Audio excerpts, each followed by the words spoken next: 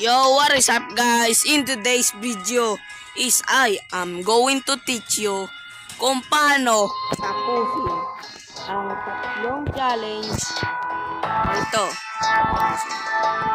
Ito po na Pony Express, Pacifist at a Fistful Dollars with only one time. So you can see, I completed 3 challenges in once.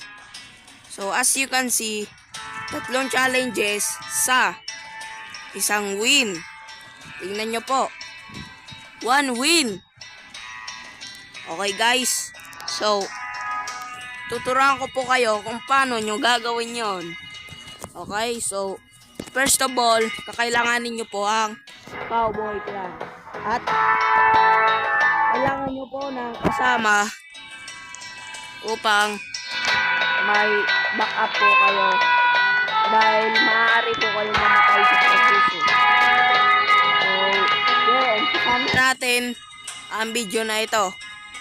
Okay, so first of all, ang gagawin nyo ay i-drag tong class items nyo dito.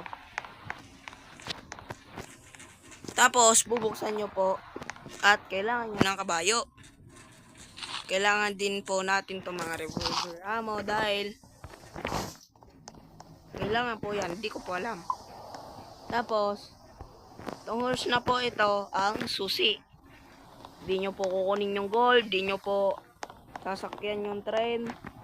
Wala po kayong gagawin. At yung isa nyo naman kasama ay dyan lang mag-stay sa safe zone. Okay, so first of all, kailangan i-drag nyo po.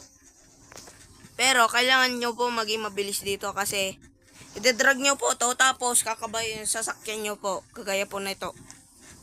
Ganun po.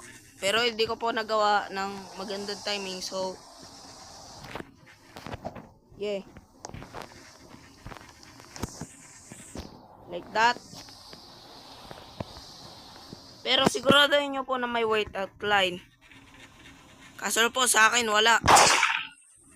Yan po.